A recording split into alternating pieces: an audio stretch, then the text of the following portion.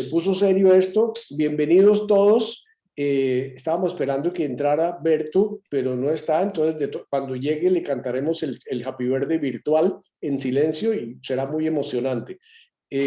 Para todos los que han dado mensajes con respecto a la idea de la universidad circular, les cuento que ayer hubo una reunión del Consejo de Asesores y ha habido grandes avances. Hemos recibido también intereses de colaborar como curadores de contenidos de 6 personas de distintos grupos, no solo de este grupo. Necesitamos otros muchos más para organizar una primera fase de escuela de curadores con la empresa, con Griki, para empezar a crear cursos que tenemos, experiencias, etcétera. Pero les cuento que la idea sigue avanzando.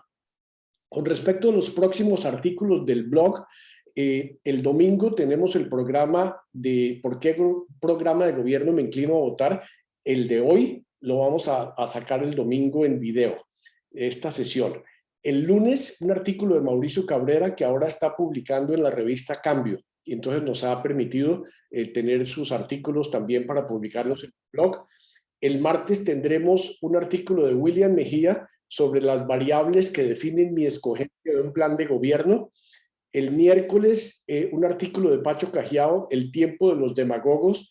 El jueves, votar por quien encarna un programa o por un programa, un artículo de Luis Alberto Restrepo. El viernes, Control mental para la salud, de Alberto Betancourt. Y el sábado son importantes los programas de gobierno, el primero de 2 artículos de Silvio Zuluaga. Les cuento que ya tenemos lista la presentación de la próxima semana, 24 de febrero. Tendremos la reunión con Silvio Zuluaga y Laureano Gómez sobre el futuro que nos espera.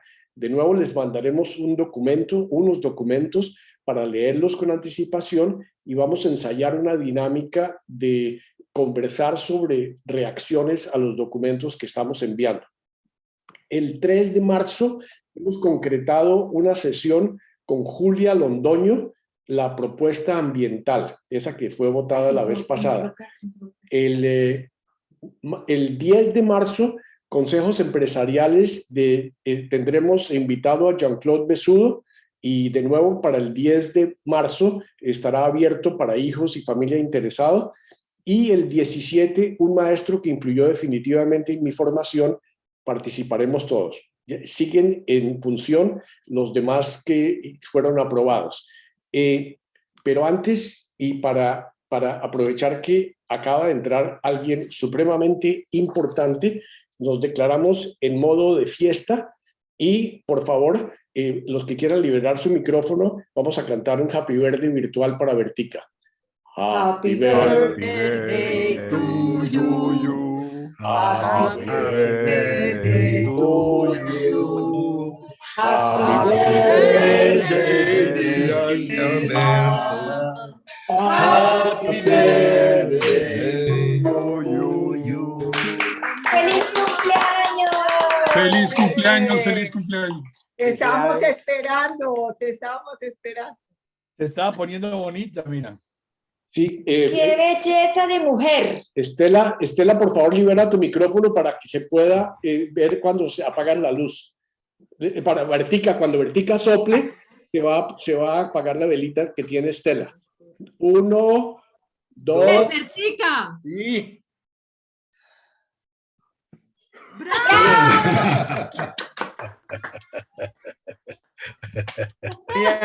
¡Hola, Nina! ¡Bravo, bravo! Vertica, muchas felicidades. Gracias. Pero se acabó el desorden. Felicitaciones, Vertica. Gracias. Muy bien. Mire que veo gente de España, y eso que es esta dicha. Veo gente del Perú, que es esta emoción. De Francia. De Francia. De Francia. Estados Unidos. Mejor dicho, todos los países del mundo. Gracias. Hasta los Países Bajos, Vertica. Rebajos. Bueno, vamos a seguir con nuestro programa. Perdonen que los ponga en silencio de nuevo, o cada uno, por favor, pónganse en silencio si pueden, para nuestra agenda. Tengo inscritos hoy 11 personas.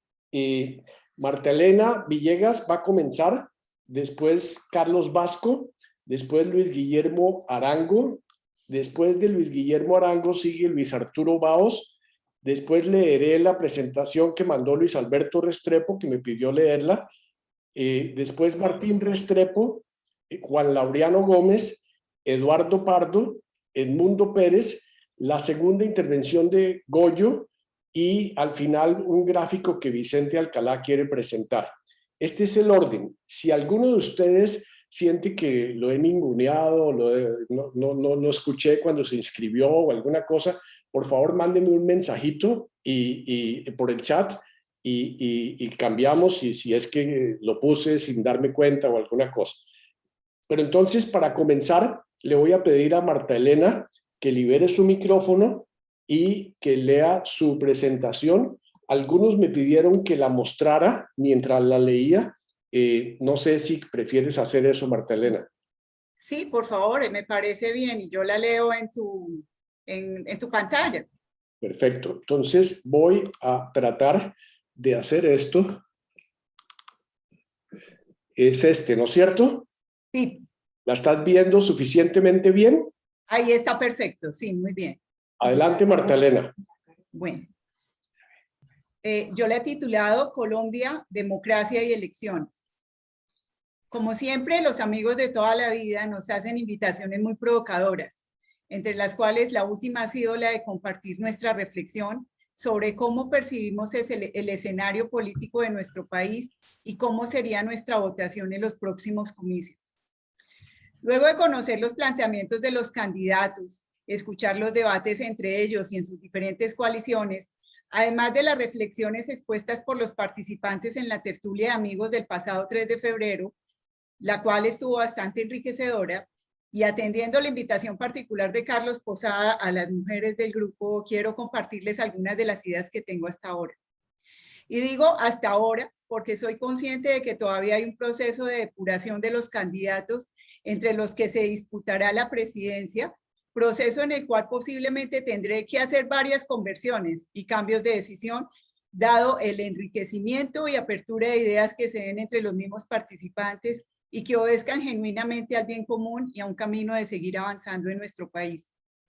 Por lo pronto, hasta ahora me he sentido en un favorable ambiente de democracia y me ha llenado de esperanza que mentes privilegiadas y personas que podrían tener amplias oportunidades en el sector privado quieran apostarle al servicio público y contribuir al progreso del país y sus ciudadanos.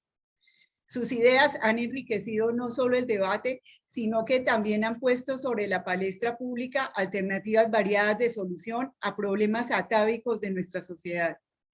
Además, las perspectivas que trascienden lo local y avanzan a lo regional y global están siendo una contribución pedagógica importante para todos como ciudadanos.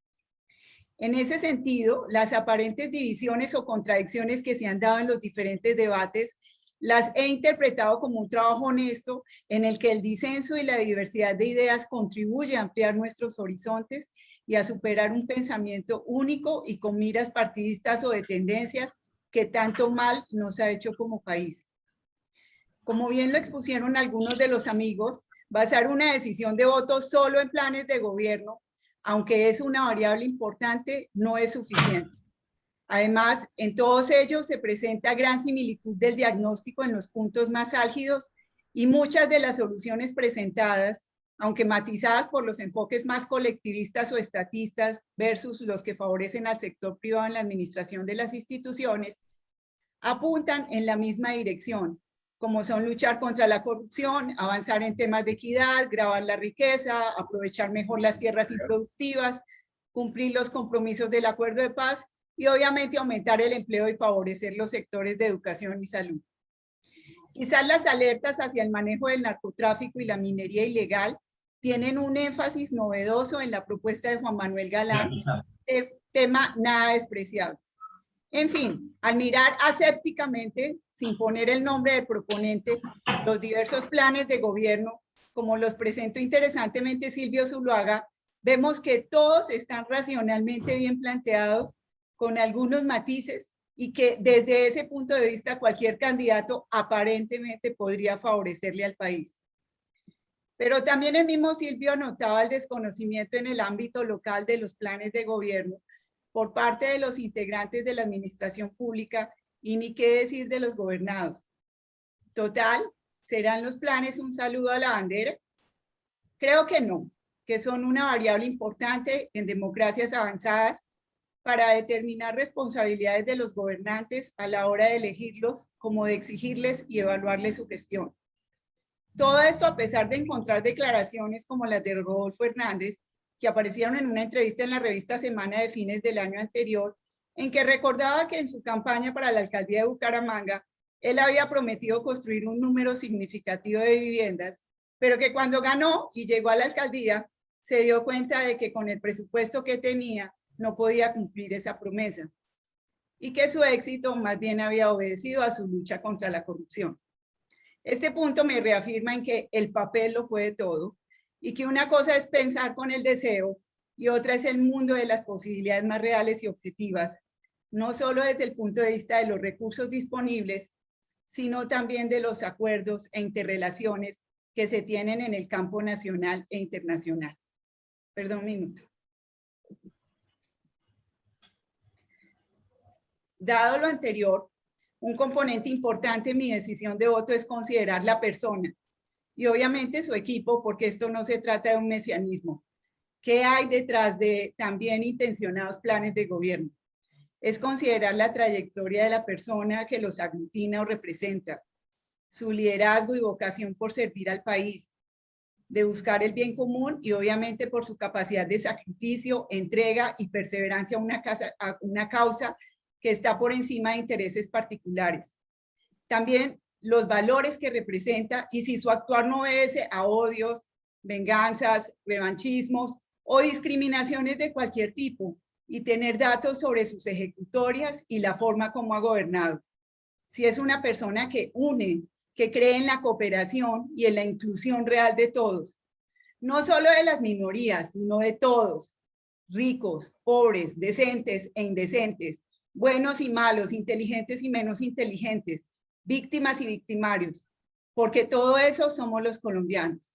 Creería que me inclinaría a votar por aquel que favorezca y convoque a un diálogo abierto, donde no haya superioridades de ninguna índole.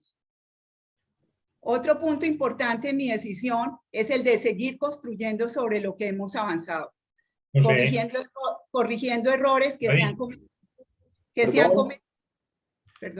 Perdón, pero estoy tratando de Ahí está bien, perfecto. Dale. Corrigiendo errores que se han cometido en el pasado y buscando ideas innovadoras que protejan cada vez más los aspectos sociales y medioambientales. Creo, como bien lo afirma Edgar Morán en su reciente libro Cambiemos de Vida, que el mundo no está ahora para revoluciones. Ellas ya tuvieron su momento y mostraron sus fracasos. Hemos tenido muchos avances en nuestro país y no me detendré en indicadores, pero lo que sí es cierto es que Colombia no se halla en un estado de tabula rasa y sería un gran error destruir lo positivo que hemos construido hasta ahora. Ciertamente hay inequidad, pobreza, analfabetismo, pero nuestra sociedad ha avanzado y lo más importante, el país entero ya tiene mayor conciencia de la Colombia víctima a la que tenemos que atender, escuchar y resarcir para construir una nación reconciliada de cara al futuro. En esto, Francisco de Rux ha sido un gran baluarte para nuestra evolución. Por todo lo anterior y a la altura que estamos en este debate electoral y sin dar mi voto basada en cálculos electorales sobre quién podría ganar o tener más oportunidades, me decido por Federico Gutiérrez porque me ha parecido un hombre auténtico, con ánimo conciliador, que invita al diálogo, no excluye y que hábilmente con su espontaneidad desarma los ánimos y espíritus violentos. Su juventud, su frescura, su autenticidad, espontaneidad, sensibilidad y transparencia lo hacen una figura que cataliza muy bien la imagen politiquera tradicional que hemos tenido hasta ahora y que solo nos ha generado desconfianza y pesimismo. Su presencia visora un cambio favorable para el país. Su gestión en la alcaldía de Medellín, su experiencia con las alianzas público-privadas, su respeto por todos los sectores, su sensibilidad y su implacabilidad con lo ilegal y la criminalidad me dan confianza y esperanza y me alegra enormemente que tengamos en el país a personas como él. Que sigan los debates y las sorpresas en el proceso. Esperaría que pudiera mantener hasta el final esta decisión. Muchísimas gracias, Marta Elena. Muy bien, Muchísimas gracias. muy bien. Excelente presentación y muy dentro de nuestra orientación en el sentido de ser constructivos. El segundo que tengo en la lista es Carlos Vasco. Carlos, ¿quisieras leer tu presentación? ¿Quieres que la ponga? La tengo aquí. ¿Cómo prefieres? Libera tu micrófono, Carlos. Levanta el mute.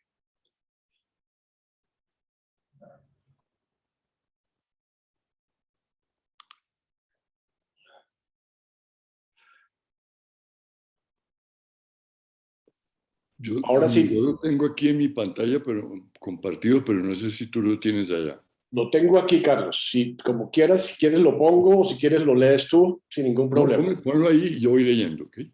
Perfecto. Entonces, voy a compartir la pantalla para la presentación. Carlos debe quitarla de él. Sí, entonces, ¿cómo hacemos? ¿Se ve? La mía, porque no sé cuál se ve, está todo como en rojo. Hasta la de Darío. ¿Se ve? Carlos. Sí. Adelante, Carlos. Entonces vamos a cancelar la mía. Sí. Bueno, le pusiste todo en rojo, pues me parece un color un poco inapropiado para esta reunión, porque todo lo rojo que he escrito me lo has censurado. No. Cámbiale a español, a ver. Un segundito, es que estaba... Debe estar en inglés. Debe estar aquí en edición de inglés. Sí. Pero estoy tratando de pasarlo a otro. Un segundito. Language, Spanish. Abajo, donde dice English, United States. Ahí.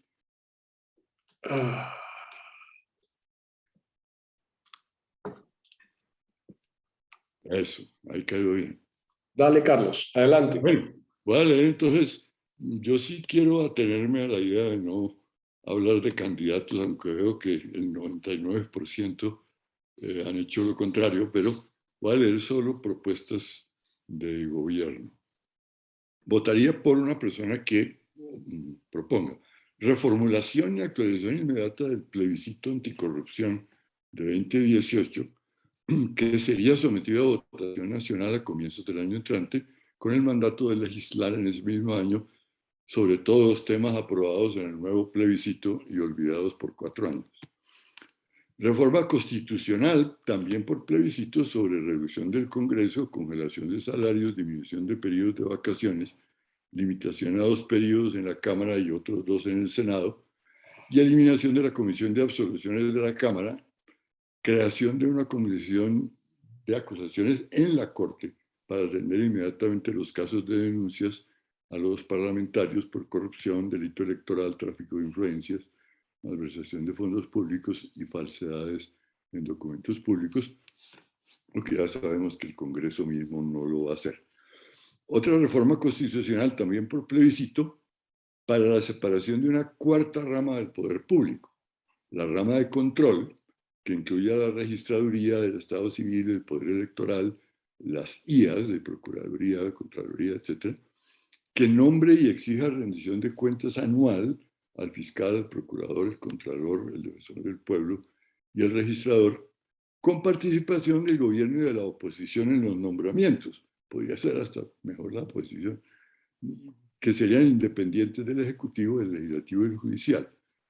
Solo por 3 años, renovables una vez, revocables al final de cada año, según la rendición de cuentas, para que no haya absorción de los controles. Descriminalización de la producción, transporte, comercialización y consumo de los principios psicoactivos.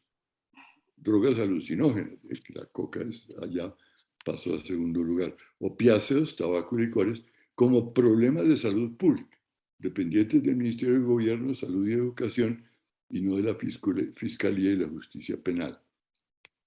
Reforma de la policía y separación de la misma de las Fuerzas Armadas, con atribución a los alcaldes y gobernadores de las funciones y actuaciones de la policía en su jurisdicción. Reforma de las Fuerzas Armadas para dedicarlas a la conservación de la paz según la doctrina de Damasco, olvidada ahora por nuestros amigos de arriba, con la sustentación de la Escuela Superior de Guerra, sustitución de la Escuela Superior de Guerra por una Escuela Superior de Paz, con la eliminación del servicio militar obligatorio y de la justicia penal militar. Garantía de pensión de salario mínimo mensual, independientemente de la cotización previa, a toda persona que cumpla 65 años de edad, o sea, declarada impedida para trabajar por razones de incapacidad física o mental. Garantía de seguro de desempleo, en medio salario mínimo mensual, a toda persona mayor de 18 años, incluyendo el que esté estudiando y que quiera terminar su carrera sin estar dependiendo de los papás ni de otro tipo de trabajo. Reforma tributaria que limita las ganancias personales, esta es la más complicada, individuales de ejecutivos, ministros, jueces, parlamentarios generales y demás personas, directivos oficiales y ojalá privados, a 20 salarios mínimos mensuales. Después se puede rebajar, pero por ahora propongo 20. Con retención y declaración de renta para los que ganemos 10 o más salarios mínimos mensuales, y todo el excedente debe ir a pago de impuestos o se transfiera a fundaciones filantrópicas, y que establezca límites claros a las ganancias empresariales.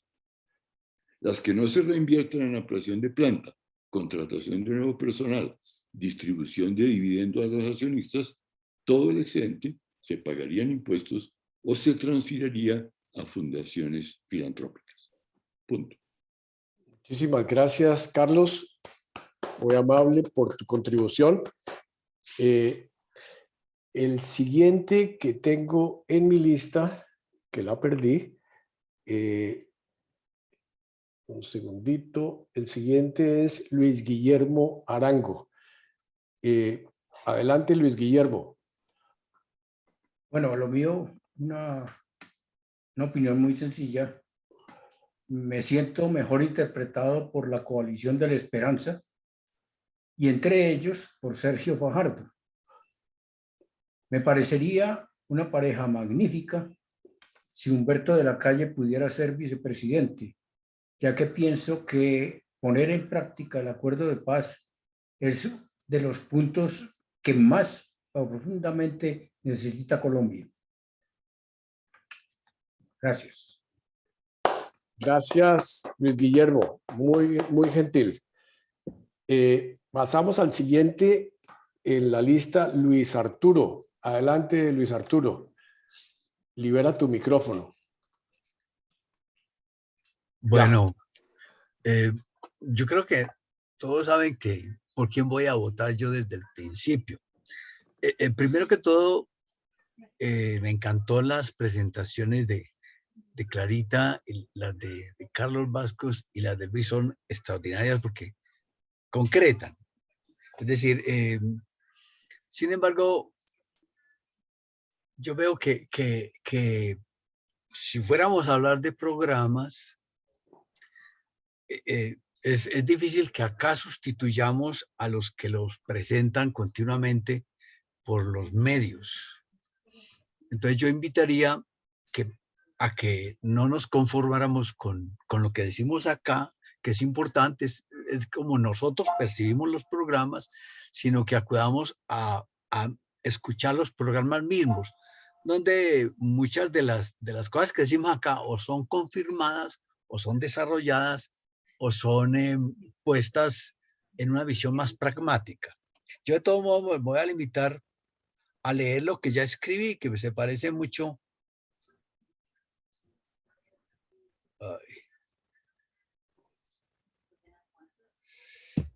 Dice así: sí, votaré por el pacto histórico, no por Petro, por el pacto histórico. Desde 2021, el pacto histórico ha venido discutiendo y precisando el contenido programático de su propuesta política, a la vez que trabaja en la construcción de su organización que agrupa cada vez más colombianos de orígenes y de condiciones diversas. El resultado no parece, a mi modo, una opción de izquierda, ni mucho menos comunista. Es más bien un movimiento amplio donde cabe cualquier colombiano o colombiana que siente la necesidad de darle un cambio profundo a nuestra realidad. Es un pacto por el trabajo digno,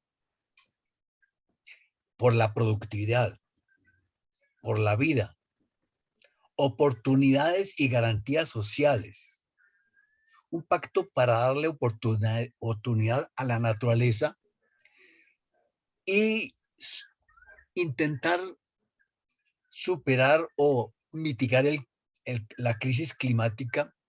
Es un pacto por la vida, por la paz y por la democracia.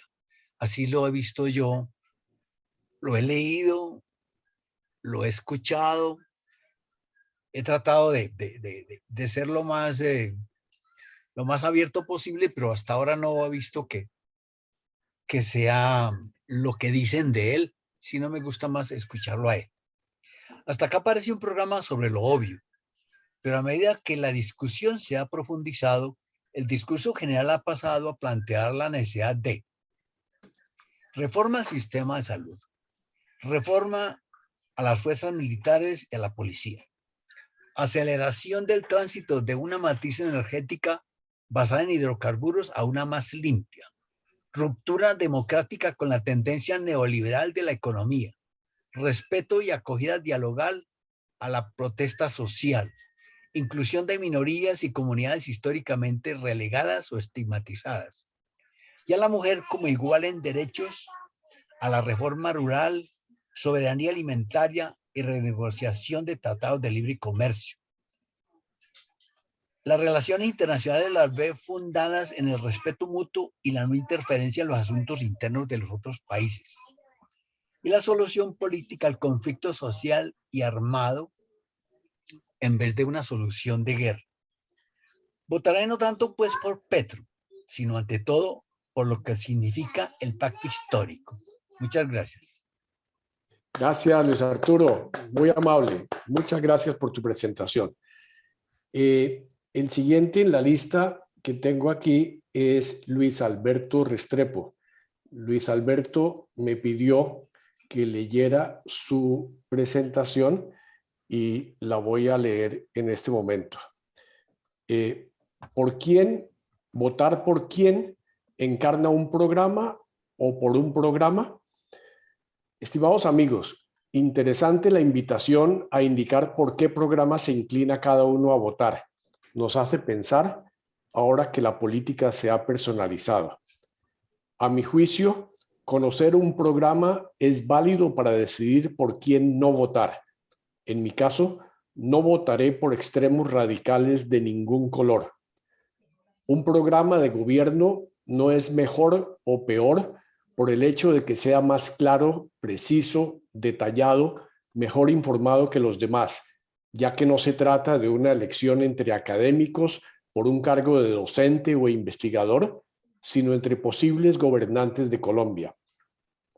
Y entre ciencia y don de gobierno puede haber un abismo, más aún, con frecuencia lo hay. Ejemplos en un rango menor los tenemos, por ejemplo, en el fiscal Barbosa. Un segundito que los tenemos en el fiscal, disculpe a Luis Alberto, el fiscal Barbosa, quien se presentó como la persona mejor preparada de Colombia para ejercer el cargo. ¿Acaso lo ha sido? Otro tanto acontece con el procurador Carlos Felipe Córdoba, el mejor estudiante del colegio de la élite pereirana, que no ha llegado a ningún Pereira.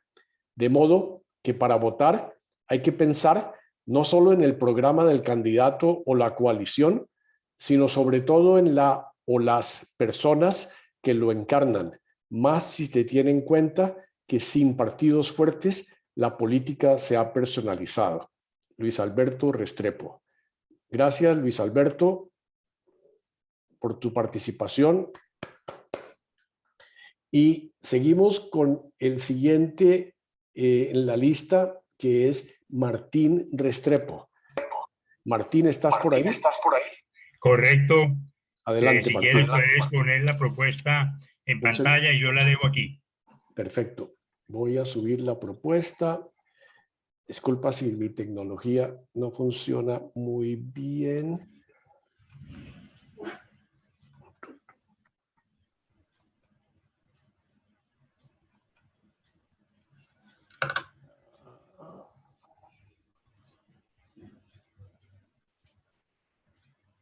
¿Se está viendo? Sí. Correcto. Sí. Adelante, Martín. Dos anotaciones al principio. La primera es que me uno a lo expuesto por Guillermo Arango, con el cual estoy casi de acuerdo en su totalidad. Lo segundo es que los tres primeros renglones son muy atentos, pero yo empezaría por lo siguiente. Debido al nivel de cultura que tiene este grupo, estimo que para todos es claro que cada uno de nosotros es una unidad. Las creencias religiosas, los principios, las inclinaciones. Me distraje un instante. Las inclinaciones políticas, el medio en el cual crecimos, nuestra preparación y capacidad de pensar y reflexionar, etcétera, están fuertemente entrelazadas y por tanto me defino. Respecto a si creo en un Dios, copio la respuesta de Einstein. Creo en el Dios de Spinoza. Al no depender de normas de alguna religión, me rijo por una ética civil, bastante enmarcada dentro del principio, bueno es aquello que es bueno para mí y otras personas. Malo es aquello que es malo para mí y otras personas. Me gusta la proclama de la Revolución Francesa y de los masones. Libertad, igualdad, fraternidad. Creo que son bastante parecidas. Dentro de estos parámetros me encuentro ideológicamente y percibo que el único que está cercano es el Centro Esperanza. Estimo que los grandes desequilibrios de este país los han causado los partidos tradicionales, muy inclinados a la extrema derecha. Acorde con lo anterior, votaré por un candidato honesto, culto, maduro, equilibrado, con experiencia, que apoye el mayor número posible de temas tales como libertad de cultos. Colombia es un país no confesional, teóricamente. Oportunidades de educación con calidad hasta nivel técnico o profesional para todos. Disminución y ataque a la desigualdad económica y de oportunidades. El aborto, la eutanasia, la defensa e igualdad de las comunidades LGBTI. El respeto a las uniones civiles entre homosexuales con posibilidad de adoptar hijos, etc. En primera vuelta votaré por Alejandro Gaviria si es elegido como candidato del Centro Esperanza en las primarias del 13 de marzo. De no serlo, muy probablemente votaré por aquel a quien escoja esta coalición. En segunda vuelta, si queda el candidato del Centro Esperanza, obviamente votaré por él. Si quedan uno del Pacto Histórico y otro del Equipo por Colombia, votaré en blanco. Un abrazo cordial para todos. Gracias, Martín, muy amable. Un aplauso. Gracias por tu contribución, Martín. Estoy tratando de encontrar mi lista. El siguiente en nuestra lista es Juan Laureano Gómez. Lauro, me pediste Listo, listo. ¿Quieres poner la propuesta ahí o la leo aquí? Voy. Si quieres la pongo. Aguárdame un segundito, yo juego aquí con la tecnología. Creo que está colocada. Ahí está. Dale, Colombia Laura. 2022, ¿por quién votar? La política es quizás la actividad más importante que puede desarrollar el ser humano. Los políticos hacen constituciones, distribuyen presupuestos y deciden sobre lo divino y lo humano a su mejor juicio y decisión. Ellos regulan y controlan desde lo macro hasta lo micro, sin dejar actividad alguna por fuera. No siempre hacen una buena administración que consiste en 3 tareas básicas: regular, entrenar y controlar.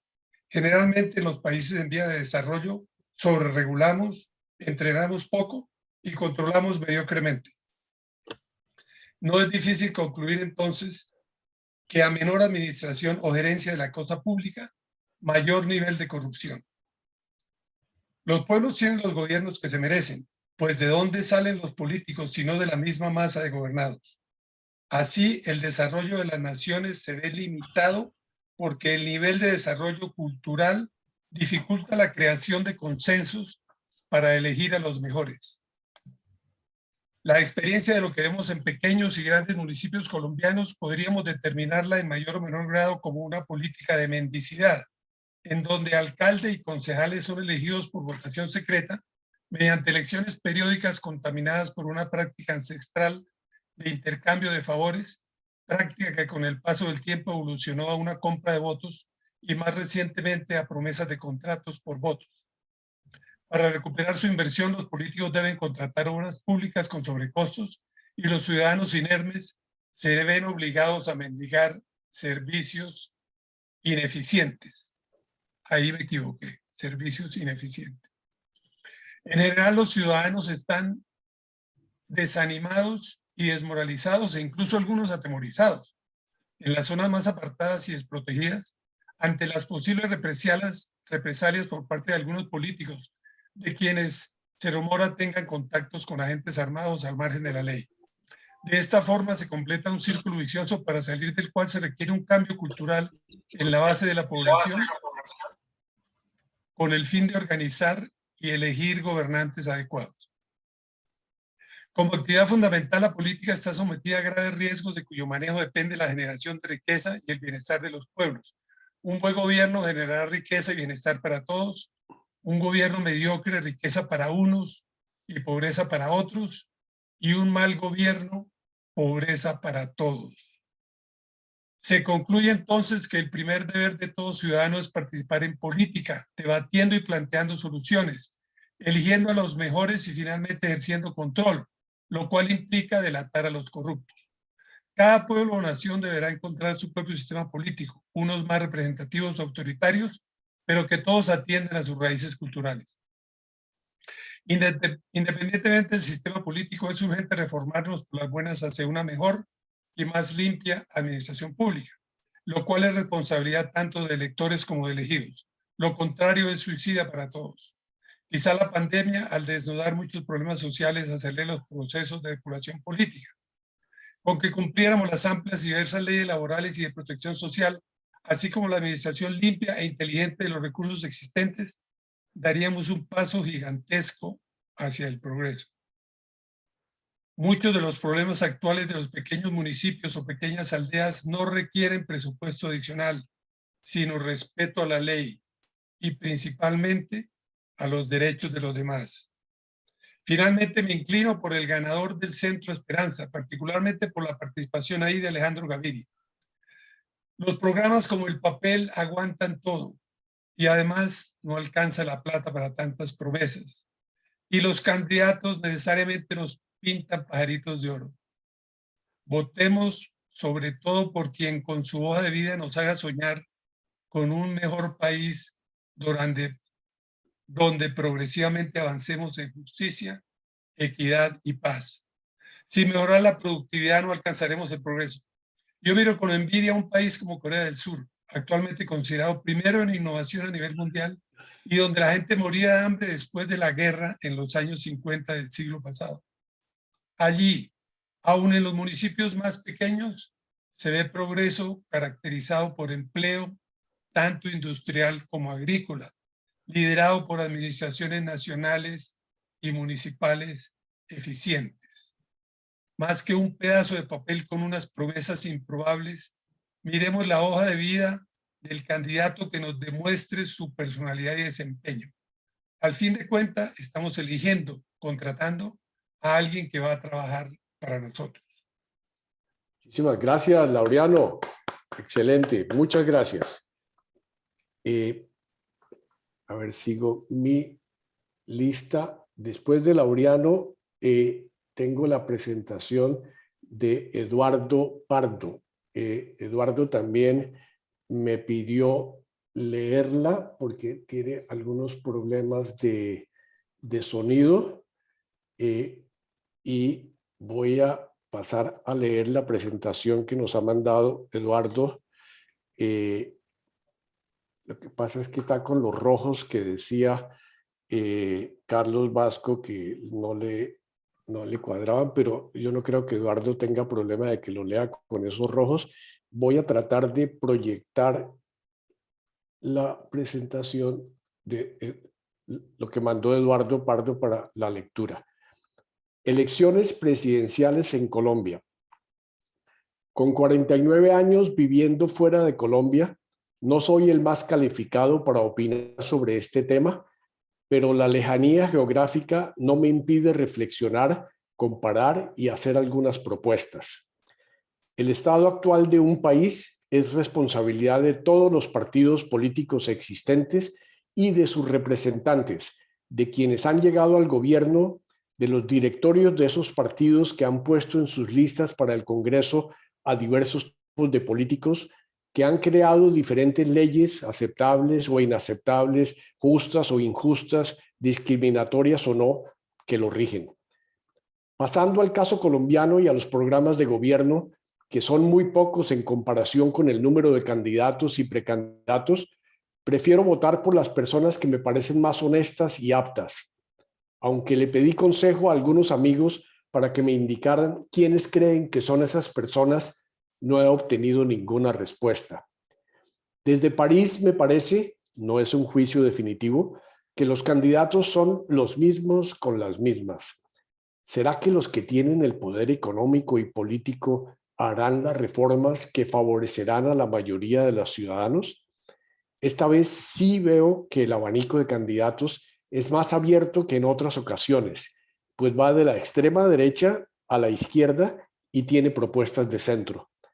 Pensando desde lejos en lo que creo que necesita el país, estaría tentado a votar por Petro para ver si es capaz de hacer los cambios que considero que Colombia necesita. Sin embargo, esperaré a conocer cuáles son los candidatos definitivos para concretar mi voto. Cuando observé en días pasados el debate organizado por la revista Semana y el diario El Tiempo con 10 precandidatos, vi que todos están en contra de la corrupción, que todos hacen una cantidad de promesas diciendo que van a mejorar la educación, la justicia, la salud, el agro, la seguridad y todo lo imaginable. Sin embargo, ninguno dijo cuánto cuestan esas reformas y de dónde sacarán la plata que se necesita. En comparación con Colombia, en Francia, donde también estamos ahora en periodo electoral, cuando aquí entrevistan a los candidatos, ante cada promesa que ellos hacen, los periodistas les preguntan cuánto costará implementarla y cómo van a financiarla. Pasando a lo concreto, me gustaría que todos los candidatos presenten su declaración de renta y la de sus familiares, que el candidato por el cual me incline a depositar mi voto prometa nombrar un tribunal de jueces independientes e insobornables para atacar el problema de la corrupción, que los condenados por corrupción paguen cárcel común y no puedan presentarse a ningún cargo público de por vida, y ofrezca crear un tribunal de cuentas que supervise en qué se gasta el dinero público, dé pautas para mejorar su manejo y condene a los tramposos. En el campo de la justicia, se comprometa a que el procurador, el fiscal, el contralor, el registrador y el defensor del pueblo, si los nombra el gobierno, provengan de partidos de la oposición. En el sector agrícola, prometa impedir toda importación de alimentos que vengan de países o continentes que los subvencionan, como Estados Unidos o Europa, devolver a los campesinos las tierras de las que los sacaron por las buenas o por las malas, hacer un catastro de todas las tierras agrícolas y ganaderas, comprar a precio de costo las tierras improductivas para dárselas a los campesinos, impidiendo su venta por X años y dándoles ayuda técnica para cultivarlas. Con el fin de ayudar a los más pobres, se comprometa a aumentar el salario mínimo y a reajustarlo cada año de acuerdo por encima del costo de vida y a promover la educación, la salud y la vivienda popular. Podría continuar la lista de un gobierno ideal, pero son los candidatos quienes tienen que presentar un programa justo y aplicable. Termino deseando que los ciudadanos votemos a conciencia y no por tradición o por emociones. Eduardo Pardo. Buenísimo, chaval, muchas gracias. Muchas gracias, Eduardo. Muy gentil. El siguiente en nuestra lista de voluntarios se llama Edmundo Pérez. Edmundo, tú me pediste que durante tu presentación pusiera una lámina. ¿Sigo con eso, Edmundo? ¿Dónde estás? No te veo. Puede ser al principio y puedes intercalarla una vez y volver a ponerla al final. Y lo demás, dejarme tranquilamente en pantalla para yo leer el texto. Entonces, voy a poner la imagen que Edmundo me pidió para colocar aquí en la pantalla. Adelante, Edmundo. Muy bien, muchas gracias, Darío, muchas gracias. Y buenas tardes a todos los amigos de siempre. El título que me vino a la mente y salió del corazón para esta nota que estoy compartiendo es: no me inclino ante lo inexistente, sí frente a la grandeza.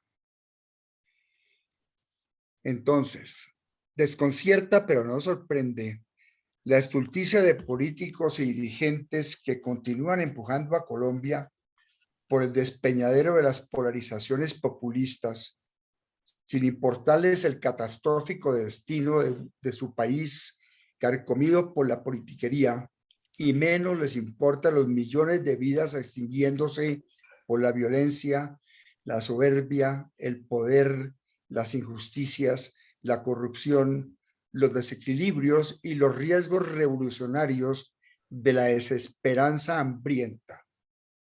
Y bien advertidos como están, desconcierta y aterra. Se les dijo, se les repitió, se les insistió. Ojalá nos tengamos que repetir esto a la vuelta de un tiempo. Entonces, ¿por cuál programa de gobierno me inclino a votar? Me quedo con la primera parte de la pregunta.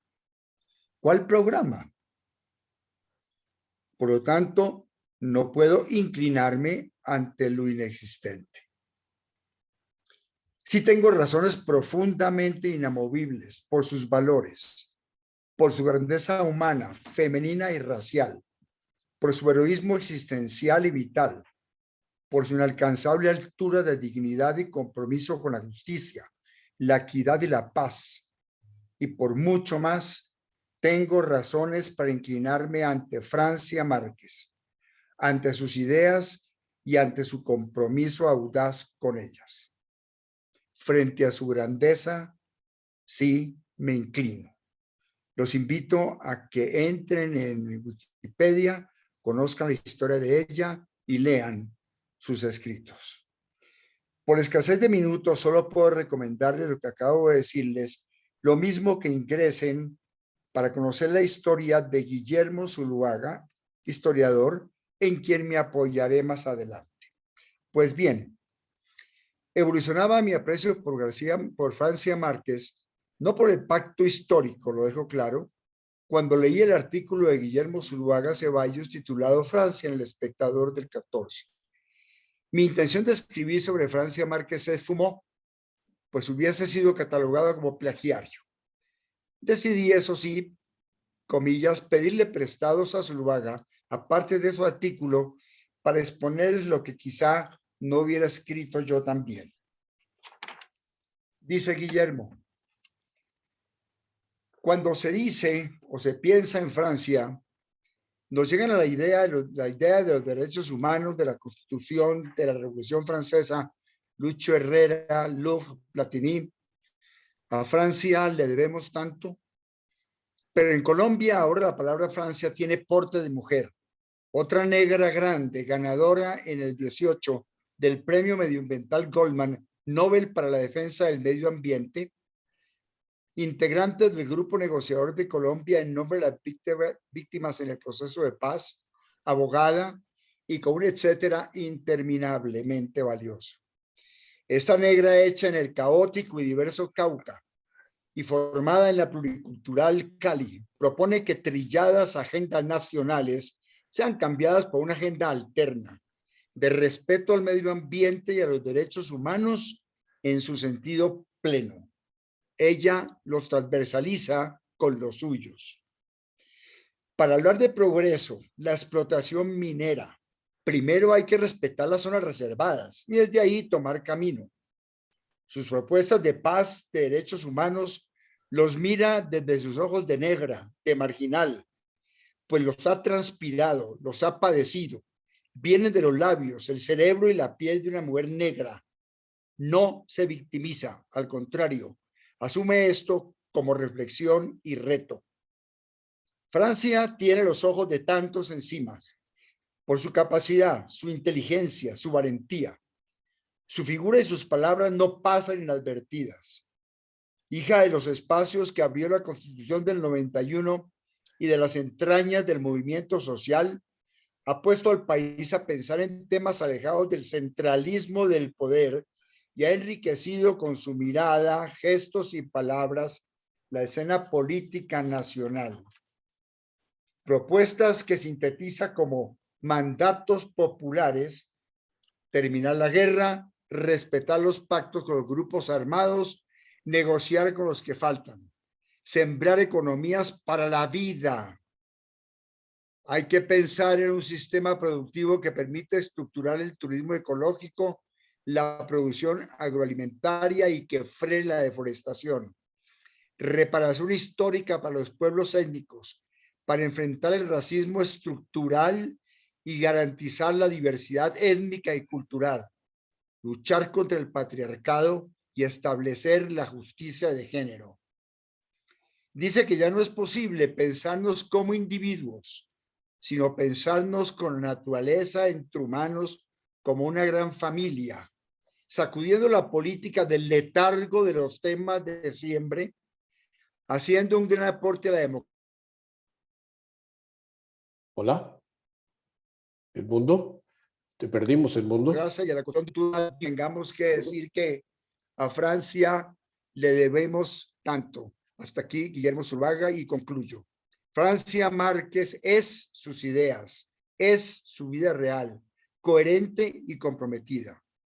Por todo lo anterior, ante la imposibilidad prácticamente de que ella llegue a la presidencia, votaré por el candidato finalista que más contenga las ideas y la vida de Francia convertidas en propuestas. ¡Viva Francia! ¡Viva Colombia! Y que Dios cuide, y sí que lo necesita, a esta negra marquesa. Muchas gracias. Edmundo, muchísimas gracias. Muchísimas gracias, Edmundo. A ver. Sigo con mi lista. Después de Edmundo, tengo en la lista a Goyo. Juan Gregorio, adelante para tu intervención. Bien, voy a leer. Criterios para la elección de mi candidato a presidente de Colombia. Hace más de 50 años que soy ciudadano elector en Colombia. Muy pocos de los candidatos por los cuales he votado ha salido electo. En los pocos que he acertado, luego me he arrepentido. En esta oportunidad pienso votar por el candidato que de verdad me demuestre su deseo de cumplir unos criterios obligatorios y el mayor número de los criterios deseables. Es la tesis de Kerner Trigo, el nuevo directivo nacional. 3 criterios obligatorios. 1, que haya demostrado que sabe liderar un buen equipo de gobierno. 2, que proponga un proyecto de país incluyente a largo plazo. 3, que el bien común sea la norma de su gobierno. Criterios deseables. Que tenga claro el futuro sostenible de nuestro medio ambiente, fomentando la agricultura y la industria sustentables.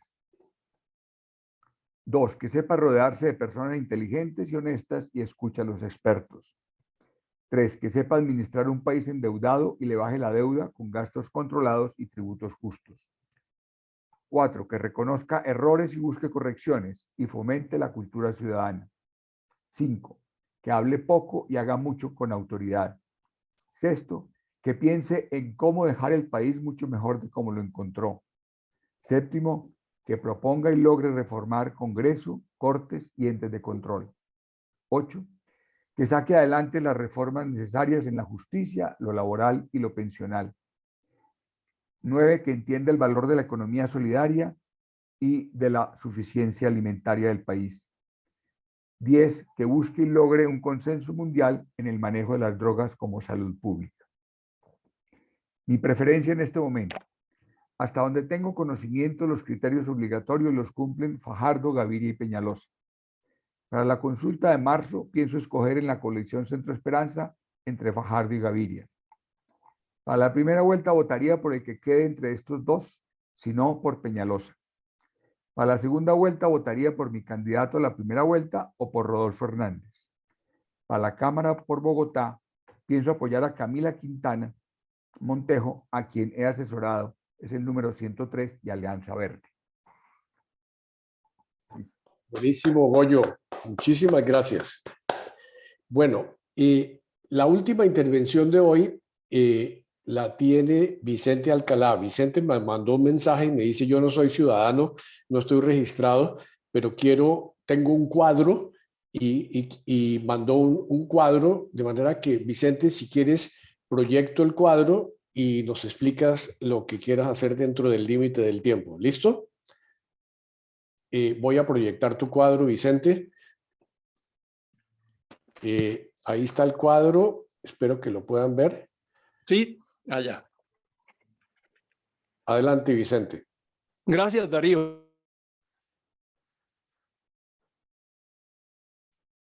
Vicente. Hola. ¿Qué pasó con Vicente? No te oímos, Vicente. O no te oigo yo. Para deliberar, decidir y actuar. No es simplemente para la elección de la votación.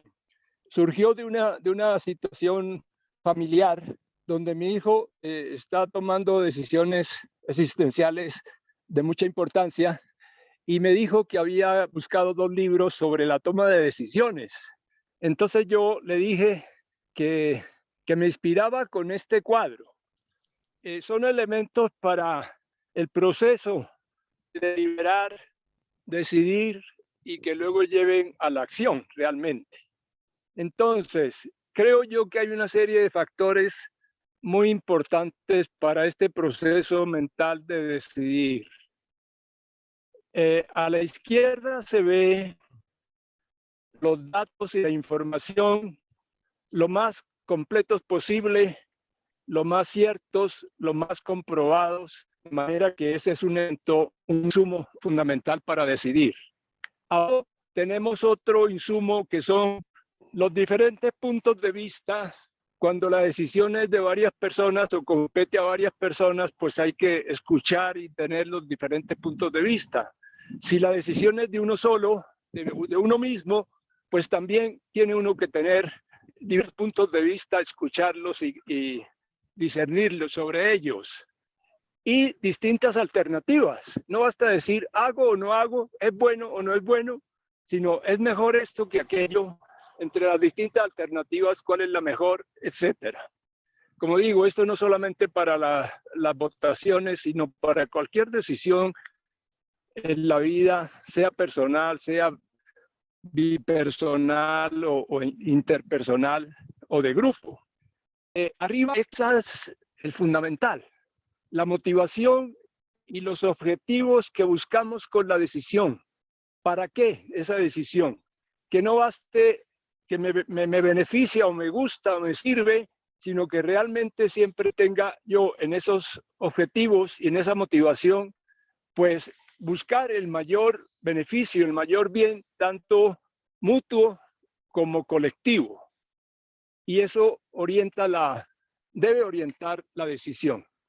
Y finalmente, a la derecha es muy importante prever en lo posible las consecuencias de mi decisión, sean positivas, sean las negativas, para evitar las unas y promover las otras.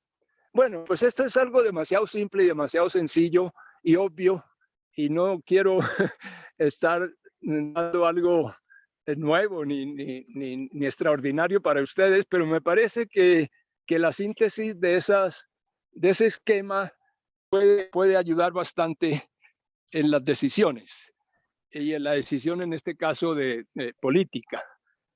Cuando uno le pone ya un ejemplo concreto a tomar una decisión X, se ven mejor los 4 grupos de factores que inciden en la decisión.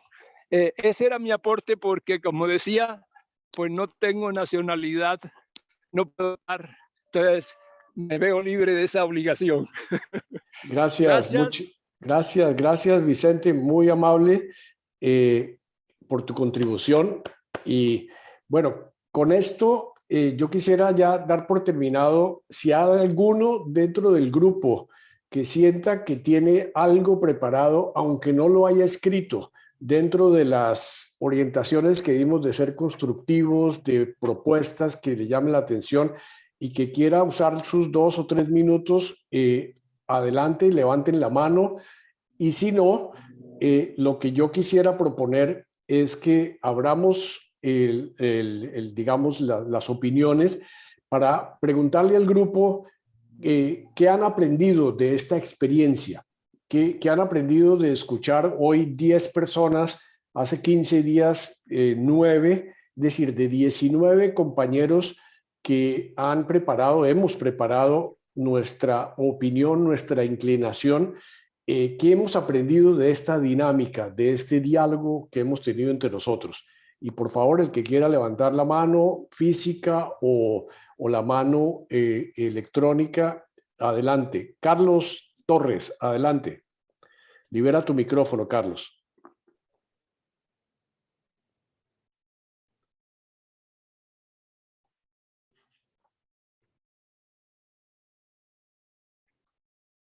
Vamos a ayudarle Vamos a tener un... Ahí. Listo, Carlos, te estamos escuchando. Gracias. Lamentablemente tuve un incidente que me borró todo lo que había escrito, pero lo rehice un poco y espero poder, con las reglas dadas, hacer algún aporte. Y yo votaría con mucho gusto por una persona que tenga una experiencia coherente y creciente en temas de gobierno, tanto el legislativo como el judicial, como el ejecutivo, a nivel regional, a nivel nacional, a nivel internacional. Experiencia, por lo tanto, es lo que yo pido. Una alta capacidad de liderazgo, con todo lo que eso significa. Lealtad hacia sus jefes y hacia sus subalternos. Una gran capacidad de ejecución de programas en beneficio del pueblo. Trabajar para solucionar los problemas del pueblo y no sus problemas. Una persona que sea honesto, así a secas, que sea coherente con lo que promete, puede y desea cumplir. Muchas de estas cosas simultáneas no se consiguen, pero el mejor cambio, la mejor mezcla la puede ir dando un buen gobernante. Eso es todo. Gracias, Carlos. Muchas gracias por tu colaboración, Carlos. Y la esperamos por escrito para publicarla en el blog. Reinaldo Pareja. Adelante, Reinaldo.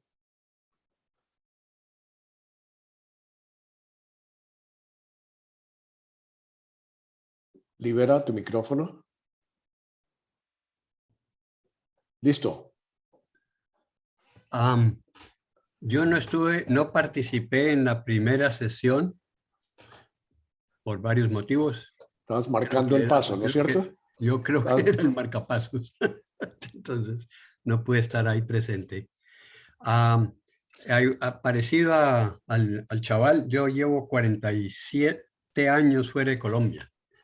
Así que hacer cualquier análisis mesurado, ponderado, analizado, investigado, como lo han hecho los expositores, quedaría como un imbécil y me prefiero ahorrarme esa vergüenza.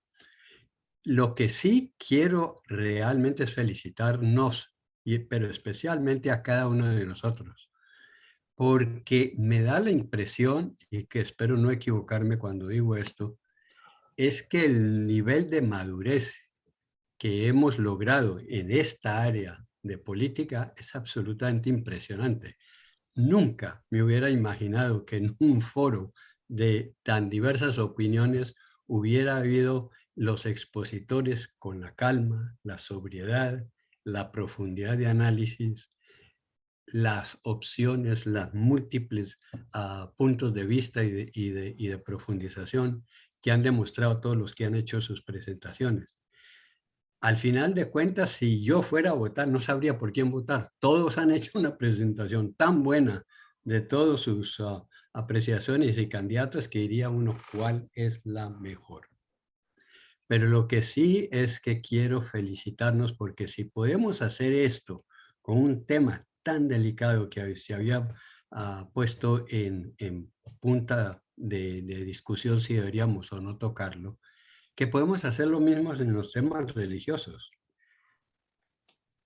Siempre y cuando nos respetemos la posición de cada uno, el análisis de cada uno, podemos enriquecernos extraordinariamente en la visión cosmológica, espiritual, profundización en quiénes somos, así como lo estamos haciendo con esta realidad política de quiénes somos,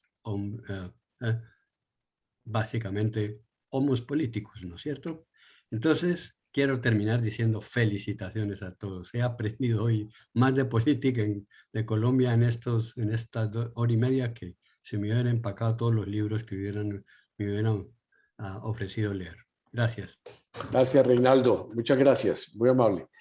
Vi a Humberto Sánchez levantar la mano o aplaudir. No sé cómo interpretar ese manito levantada. Adelante, Humberto. Puede levantar la mano. Gracias, Darío. No, pues lo que pide es, como siempre, y me uno a Reinaldo en la opinión es muy agradable oír opiniones sensatas y no apasionadas, y donde uno ve que se busca más bien el bien común. Se mencionó muchísimo el bien común y el bien de todos, y sin embargo, cuando se hablaba de los programas que presentan los candidatos, yo realmente no creo en esos programas. Lo que presentan los candidatos es lo que la gente quiere oír, y mandan a las personas a que les digan, bueno, qué es lo que la gente quiere oír, y eso es lo que les voy a decir. ¿Con qué finalidad? De conseguir los votos. ¿Conseguir los votos para qué? Para llegar al poder. ¿Y llegar al poder para qué? Allí es donde viene lo complicado, porque llegan con demasiados compromisos y tienen que cumplir compromisos con esos mismos votos que los ayudaron a subir allá, y se olvidan de esos programas, como decía Silvio. No interesan, esos son ganchos solamente. Y yo sigo igual de preocupado. Me gustó mucho conocer los aspectos interesantes que presentan de ciertos candidatos. Yo creo que el candidato que yo voy a buscar a medida que vaya conociendo es por la persona que me parezca a mí más honesta, más sincera y más capaz. Es como cuando uno está escogiendo a alguien que va a trabajar con uno en la compañía.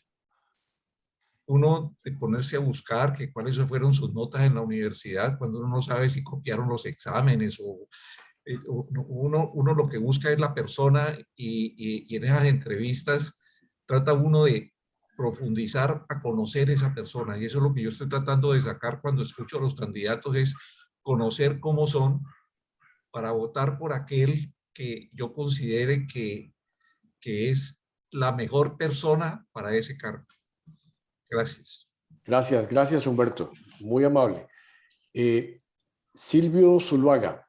Adelante, Silvio. Oye, yo no escribí la presentación mía la vez pasada, y cuando solicitaron mandarla por escrito, pues la cambié profundamente. Entonces no sé si les gustaría que la leyera. Adelante, claro. Perfecto. La vamos a publicar, hay que leerla primero. Bueno, me gustaron los 5 programas de gobierno que leí, los cuales han sido tejidos por personas que conocen la realidad del país. Apuntan a resolver algunos de los muchos problemas en lo que está atascada nuestra gente. Estoy hablando de los programas de gobierno oficiales y no de las distorsiones que se hacen de los mismos. Sin embargo, los programas de gobierno me parecen no son un elemento lógico, son un elemento lógico, pero no el definidor de las elecciones. Hay otro elemento que es el emocional, pero tampoco es el determinante en la elección de presidente. Es el proceso de desprestigiar a otro candidato, sacar trapitos al sol, distorsionar la verdad. Estos ataques pueden curarse total o parcialmente, de acuerdo como le asiente al candidato el ungüento teflón. En una campaña de elección popular, el elemento definitivo de éxito, diría yo, es el dinero como condición sine qua non y primordial. Es crucial la capacidad del candidato para hipotecar el futuro de bienes públicos con el fin de cubrir hoy los gastos de la campaña que requiere vallas por doquier, propaganda radial y televisiva, difusión en las redes sociales, desplazamientos en helicópteros, aviones privados, en líneas comerciales, hoteles, restaurantes para grandes comitivas, buses para desplazamientos masivos a las manifestaciones, mensualidades a líderes barriales para que vayan calentando a los electores meses antes, movilizaciones en taxis los días de votación, almuerzos y refrigerios el día de elección, arrendamientos de oficinas y equipos, compra física en efectivo de votos de 50 a 100 mil pesos multiplicado por varios miles y miles, infraestructura de manejadores de campaña por meses, comisiones por consecución de recursos económicos. Según las dos orillas, una curul al Senado puede costar en promedio 6.000 millones y sugiero que trabajemos una métrica financiera electoral con estas cifras. La elección de 105 senadores a 6.000 millones cada uno costaría 630.000 millones. A esto le sumamos el precio de elegir 188 representantes a la Cámara a unos 3.000 millones, cada uno serían 564.000 millones, para un total de 1.1 billones. A esto, sumémosle los gastos de los cientos de candidatos que no alcanzaron a coronarse como senadores o representantes y digamos que este monto sería solamente 500.000 millones, lo cual nos daría un nuevo subtotal de 1.6 billones, solamente para las elecciones de Senado y Cámara. Ahora bien, no pude obtener datos del costo de una campaña presidencial y obviamente sería casi imposible calcular el monto de los gastos de los 18 candidatos involucrados en este momento en campañas presidenciales y seamos cautelosos y digamos que va a costar solamente 400.000 millones, incluyendo la compra de votos en las dos vueltas presidenciales. Esto significa que para el 7 de agosto del 2022, la elección del nuevo Congreso y del nuevo presidente habría costado 2 billones. No le pongamos calificativo a esta cifra de extravagante, increíble, aterradora por ahora. Preguntémonos más bien, ¿de dónde sale este dinero? Todos sabemos que los dineros no provienen ni del sueldo del presidente, ni de los congresistas, ni tampoco del patrimonio de los mismos. Claramente existen personas, empresas, contratistas, uniones temporales, gremios, conglomerados financieros, quienes con generosidad calculada están prestos a intervenir en candidatos promisorios y, por supuesto, apostándole por seguridad a varios caballos simultáneamente, así sea de corrientes políticas de tendencias divergentes. Y aquí es donde se empieza a cocinar la famosa fórmula de la mermelada. Estos dineros son préstamos superusureros que hay que pagar con creces con unos intereses que asemejan en su rentabilidad al depredador gota a gota, tan conocido en nuestro país.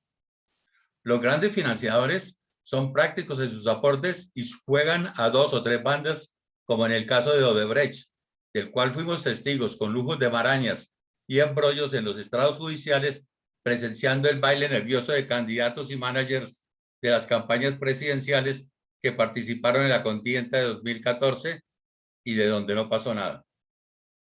Los grandes financiadores de las campañas tienen montado permanentemente un tinglado para recuperar con creces la inversión conformado por organismos para delinquir en EPPs, empresas público-privadas. Estas cobran en diversas modalidades contratos, exenciones de impuestos, proyecciones legislativas favorables, bloqueo de legislaciones inconvenientes, nombramientos en puestos claves.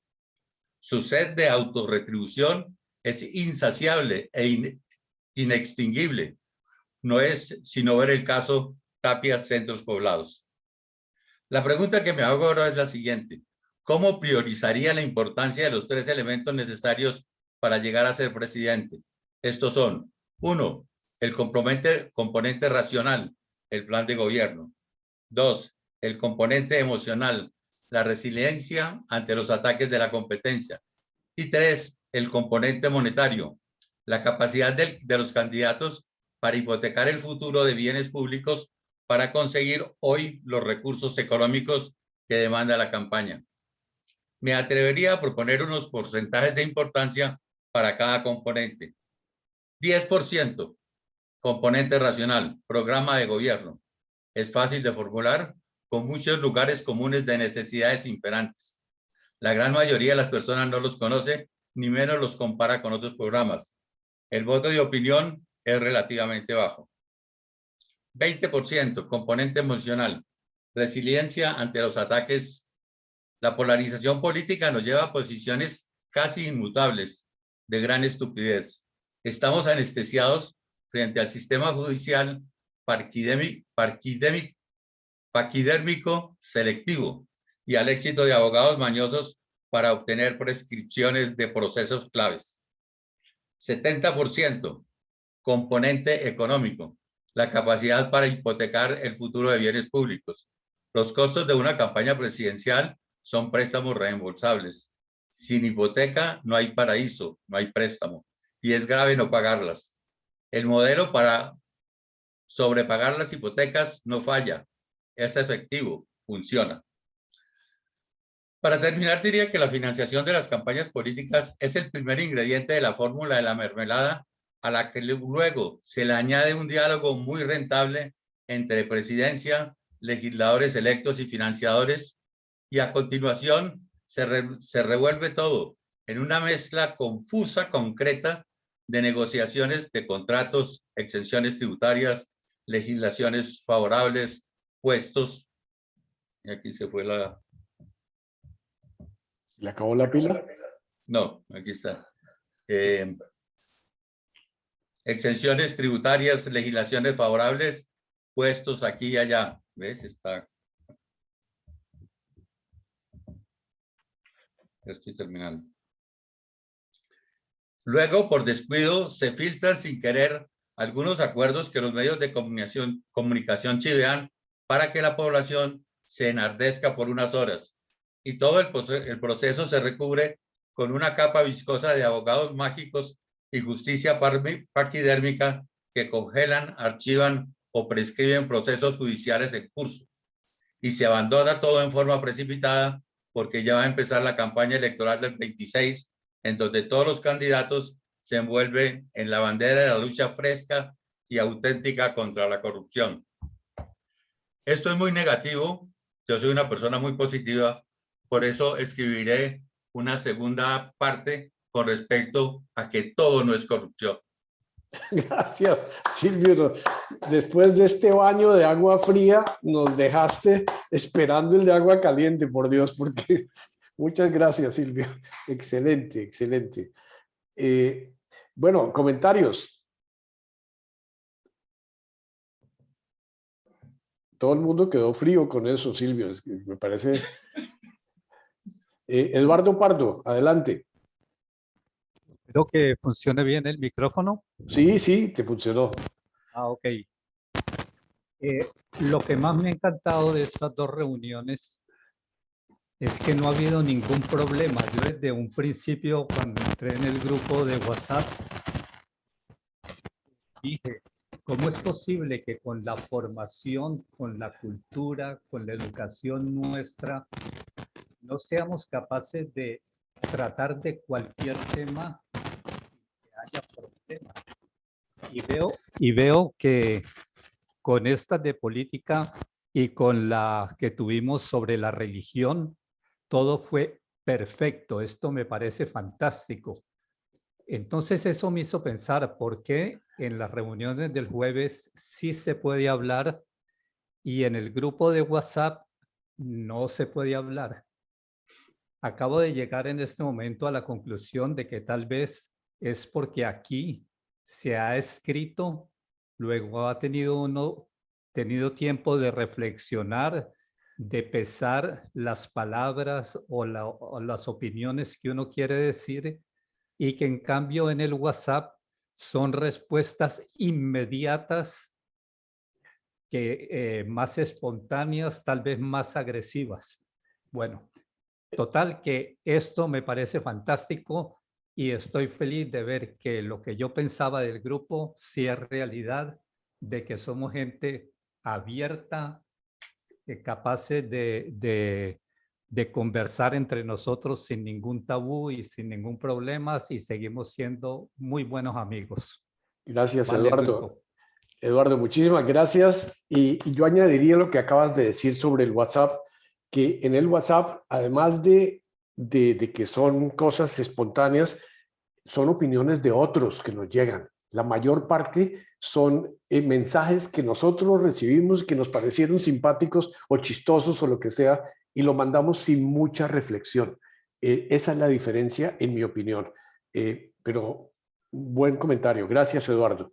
Jorge Luis Puerta, adelante. Bueno, gracias y me uno a todo lo que se ha dicho.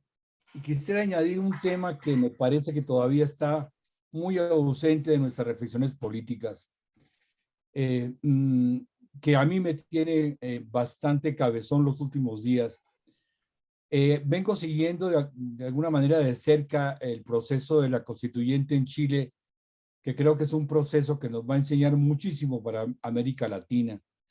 Me parece importantísimo. Y la semana pasada o en los últimos días ya han aprobado los primeros artículos de la propuesta constituyente que tienen que presentar al país, creo que en julio. Y me llamó poderosamente la atención el tema que quiero resaltar, que quiero subrayar acá. Los primeros acuerdos que han tenido es de la forma de incorporar los sistemas de justicia tradicionales de grupos indígenas, ancestrales, de pueblos originarios, como queramos llamarlos, escojamos el término, pero a la Constitución. Yo creo que aquí hay una reflexión de fondo tremendamente importante. La cultura occidental, el iure romano a través de España, se ha impuesto la organización social, la organización política ha sido una herencia colonial que se ha impuesto a la de los pueblos originarios. Aquí en Perú vivimos tremendamente eso. Ahora lo estamos viviendo con sombrero, sin sombrero, dramáticamente también, pero es un tema que a mí me parece que es una reflexión que debe ir a la base de la política, ¿no es cierto? ¿Por qué imponer sistemas? No vale la pena solamente pensar por los hermanos de etnias minoritarias. Hay que incorporarlos estructuralmente en el sistema. Si no, esta tensión va a seguir. La desgobernabilidad que tenemos en nuestros pueblos va a continuar. Seguimos pensando como si ellos fueran hermanos menores, cuando realmente nos han antecedido. Y entonces, para mí, ese es un tema fundamental. ¿Cuáles son las estructuras coloniales que seguimos queriendo imponer, acallando la voluntad de los pueblos, que tienen una seria tradición? Decimos los afrodescendientes, y están incorporados los sistemas de cultura que ellos tienen en la justicia nuestra. Aquí se ha hecho un esfuerzo que no está terminado todavía, pero en Perú se incorporó ya en la legislación peruana la legislación de la justicia de los ronderos, que es una justicia campesina tradicional que evidentemente todavía muy imperfecta, pero ya está dentro del aparato jurídico la forma y digamos, la aceptación de la justicia rondera. Ese tema quería ponerlo sobre la mesa porque me parece que es un tema sustancial en nuestros pueblos. Gracias. Gracias, Jorge Luis. Excelente tu participación, excelente la idea. Seguimos con esta ronda de opiniones tan interesantes. Me encanta el modo como se está haciendo y por favor siéntanse libres de expresar su opinión, no solamente sobre el proceso, sino que falta. Veo algunas caras nuevas de jesuitas de las nuevas generaciones. Pedro, tú que estás ahí, que te vemos ahí, cuéntanos quién eres y dinos qué te parece esto. ¿Cómo están? Yo soy Pedro Serna. Yo entré a la Compañía de Jesús en 1986. El maestro de novicios en ese tiempo era José Adolfo González. Qué maravilla. Y salí ya en el 95 y tuve un año de exclaustración, después de casi 10 años. Y bueno, y después de ese año de exclaustración vi claramente que mi vida estaba fuera de la Compañía de Jesús. Entonces soy de Medellín. Y bueno, ahora vivo en Barranquilla, trabajo con José Joaquín y Javier, que también están por acá. Tenemos un equipo de ex jesuitas en Barranquilla como importante.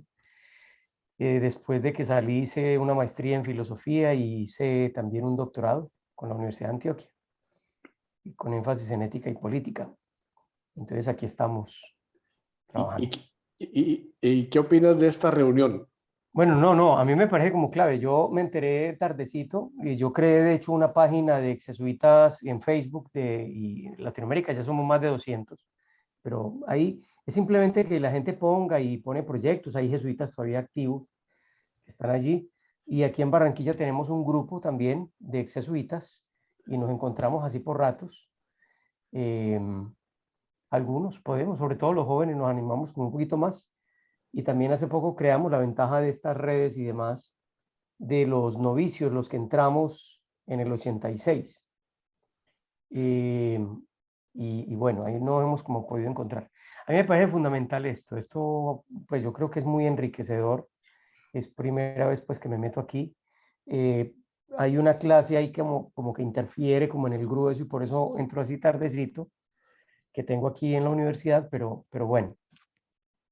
Y frente al tema político, como yo me muevo en esas esferas, no solamente en términos teóricos, sino que en algunas redes y otros lados me ven medio militante, sin haberme casado con algún partido, pero sí, he seguido como muy de cerca todo el fenómeno político en este país, porque además, digamos, por todo el trabajo social, por haber estado en Medellín y trabajar con ONGs después de que salí de la Compañía de Jesús. Trabajé 2 años en el programa presidencial para la reinserción con exguerrilleros, específicamente en la década del 90. Todos los que se movilizaron a partir de la Constitución del 91, que estuvieron como en esto, y trabajé en finales de la década del 90 con ellos. Entonces, bueno, entonces conozco como algunos procesos y detalles del asunto. Entonces he estado como participando muy activamente como en el asunto político. No electoral, sino digamos como enterado de estas cosas. Y yo sí creo que es hora de que el país tome, digamos, como vías alternas, pensar y no cerrarnos frente a la posibilidad de cosas nuevas, mientras estemos dentro del circuito y las posibilidades que nos da la democracia. Por ejemplo, una constituyente, no sé ya con Boric en Chile cómo se controlarán, pero me parece que eso debería funcionar como funcionaba la constitución de la Compañía de Jesús. Y o como Pedro Arrupe, por ejemplo, decía también, y se decía que si se va a discutir el tema de la pobreza, que sea para radicalizar la pobreza, no para hacer más ricos. Hacernos más ricos. Entonces yo sí creo que cuando se vaya a tocar la democracia, una constituyente, por ejemplo, lo que debe buscarse es el fortalecimiento de la democracia y no su debilitamiento, que fue lo que pues en Venezuela en últimas pasó cuando se considera que hay un Mesías, y lo que aquí de alguna manera intentó hacer el señor Uribe, y es estrechar las posibilidades de la democracia, y que vemos que es lo que de alguna manera en estos últimos gobiernos se ha logrado hacer, y es abordar y limitar las capacidades institucionales de las instituciones de la democracia. Me parece que ahí la Procuraduría, la Fiscalía a favor de un gobierno, es decir, los unipartidismos pueden acaban y limitan obviamente la democracia. Y me parece que lo que hay que hacer es enriquecerla. Entonces, que cualquier debate tienes que ampliar y generar la independencia de las instituciones democráticas. Y en la medida que haya independencia de las instituciones democráticas, pues habrá nuevas posibilidades de gobiernos distintos, que es lo que, pues en últimas, si un gobierno funciona mal, al siguiente gobierno se cambia. Pero cuando ya tienen el manejo de la institucionalidad, la cosa se nos dificulta. Entonces me parece que hay que ganar más en ese sentido. Qué bien, Pedro. Muchísimas gracias. Muy amable. Ya sabes que te vamos a mandar la invitación siempre que quieras venir a las reuniones.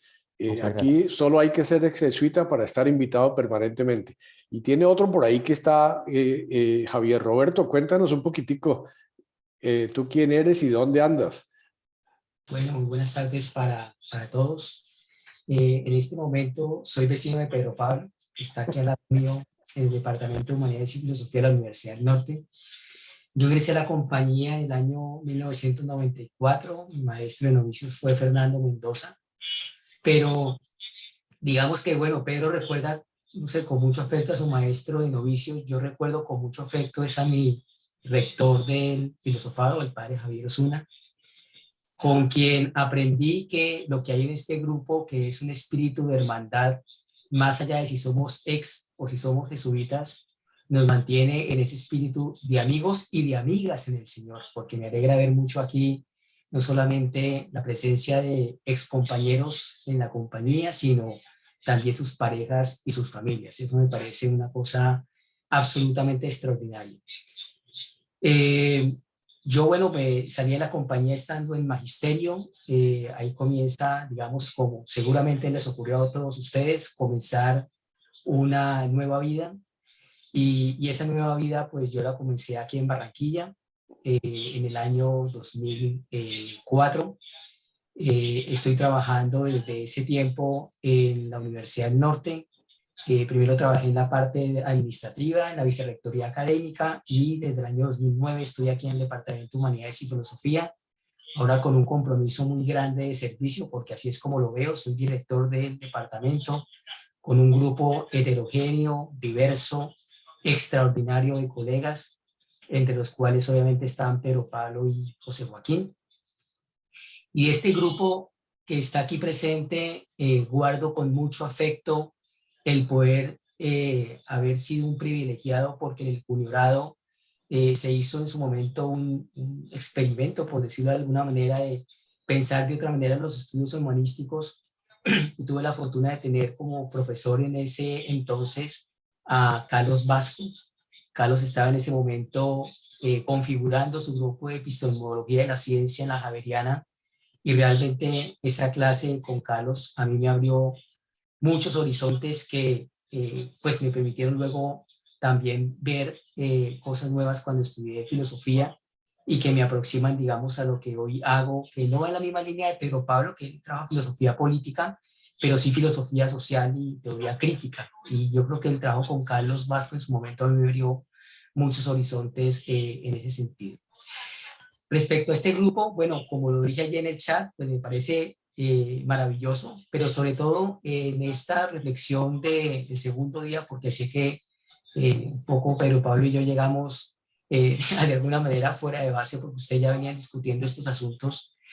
Yo me voy convenciendo de algo que me parece interesante, ya de alguna manera lo he conversado con Pedro Pablo y con José Joaquín, a mí que por lo menos para estas elecciones del 13 de marzo, al menos como nación, estamos superando ese espíritu, digamos, de la bipolaridad, y porque eso creo que fue lo que generó el famoso sí y no, y ahora estamos de alguna manera escuchando propuestas más alternativas, mucho más abiertas, quizás coaliciones que todavía se están configurando.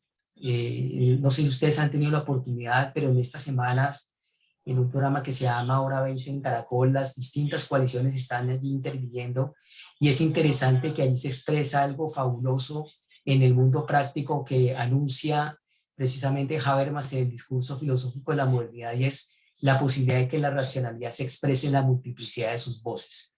Y esa es la experiencia que yo he tenido esta tarde.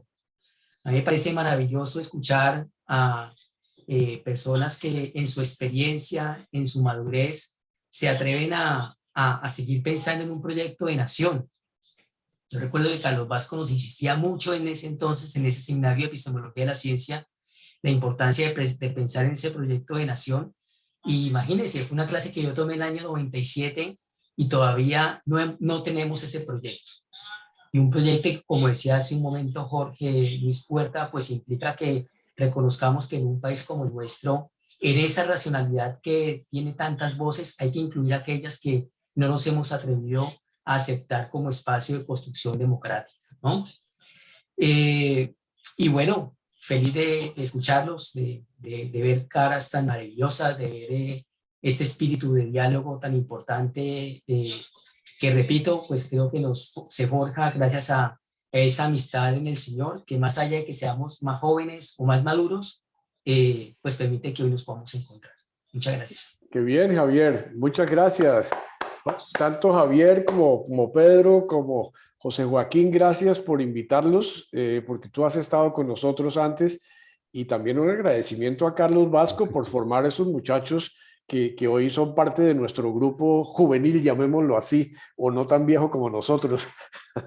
Yo soy uno de los jóvenes que formó Carlos Vasco, ¿no? Exacto, exacto. Carlos, te tocó hablar. Libera tu micrófono.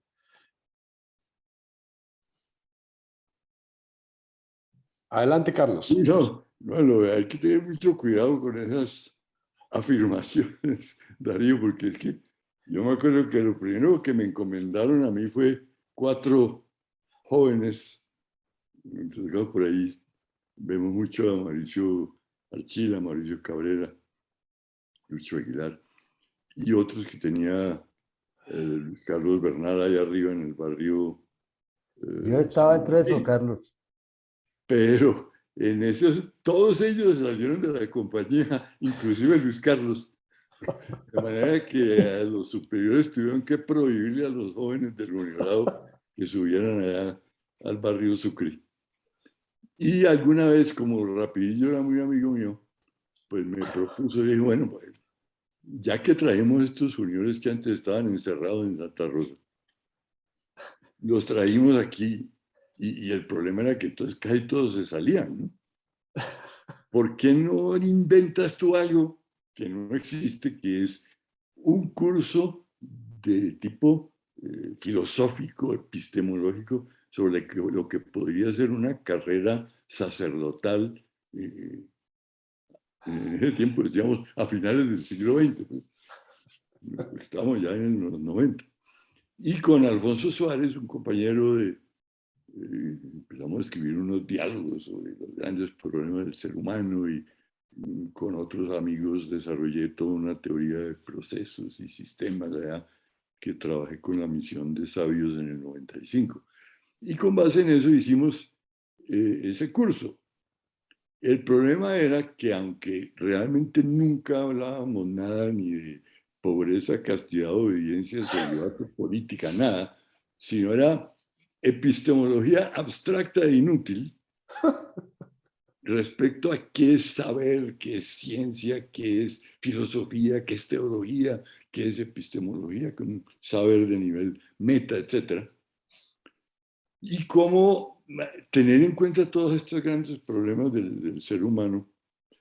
Pero el problema fue también que la mitad de los juniores se salieron, entonces Rapidillo tuvo que cancelar el curso y me prohibió también volver a hablarle a los juniores. Pero para mí realmente esa experiencia, después de estar yo, casi ya llevaba yo 10, 15 años en el barrio Sucre,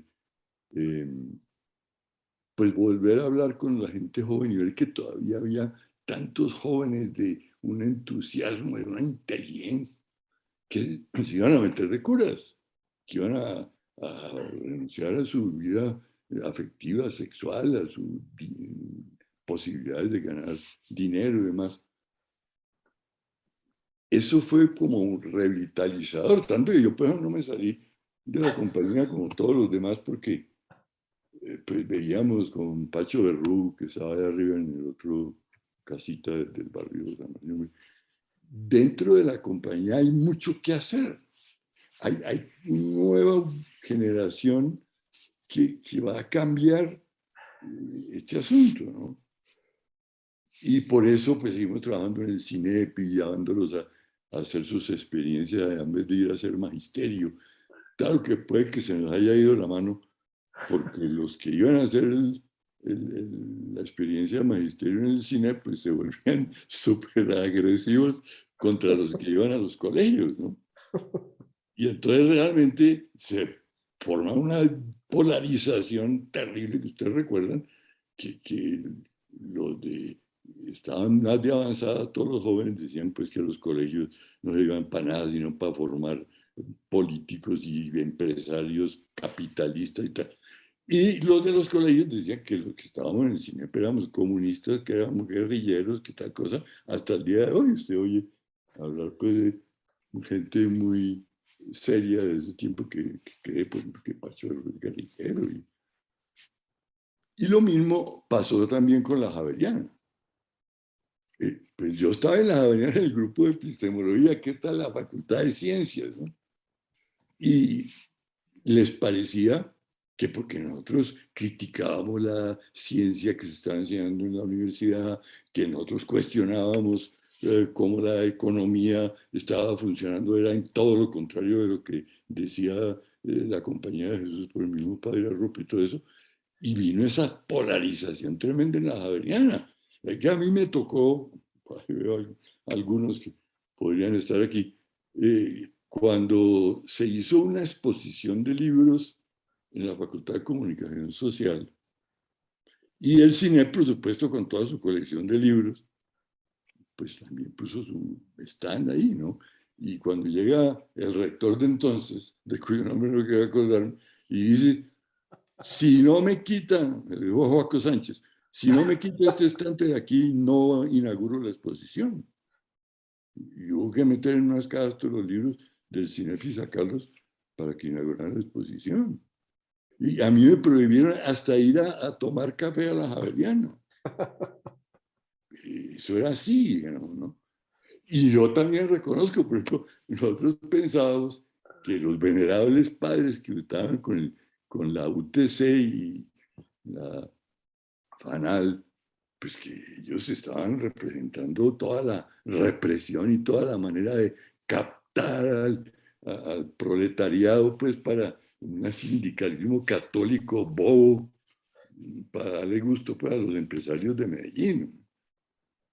Y eso es injusto, porque ellos estaban reaccionando precisamente de la manera en ese momento más progresista, que era la doctrina social de la Iglesia, y los empresarios de Medellín pensaban que el padre Andrade y el padre Pacho Mejía eran comunistas. Y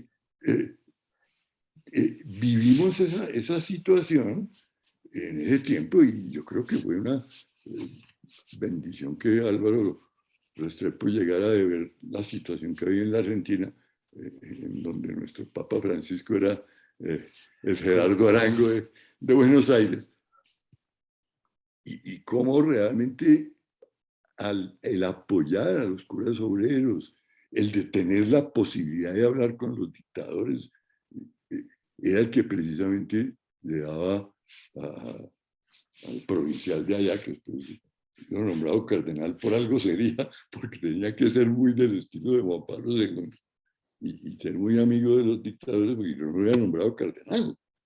Entonces, Álvaro Restrepo, cuando llegó acá, trató como quien dice de reparar un poco esa polarización. Y yo puedo decir, ¿qué hizo Álvaro Restrepo en su tiempo de política? Pues puede decir que no ha hecho nada, pero hizo lo más importante, que fue como bajar los ánimos, como empezar a ver que la liberación, realmente la teoría de la liberación, pues, cambiaste liberación por salvación o por salud, por cualquier cosa de este estilo, redención.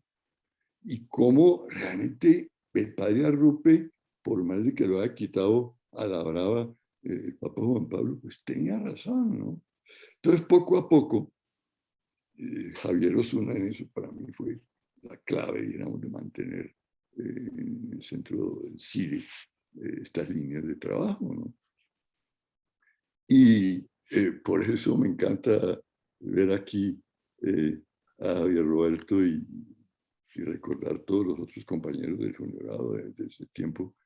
Y bueno, ahí seguimos, para ver, te digo, ya sí, sobre todo después del 95, ya cuando desarrollé la teoría general de procesos y sistemas, pues tengo también toda una teoría general de modelos y teorías que sirve para todas las ciencias, y una teoría además de tipo semiótico, semántico, no sé, signífico, como te lo quiera llamar, de cómo representar e interpretar esos modelos con teorías. Y ahora sí podríamos empezar a trabajar en ese sentido, pero pues ya ahora que estoy todo cojo, yo estoy sumamente humillado porque yo parezco un viejito de 85 años y no tengo ni 84. Qué maravilla, Carlos, qué maravilla.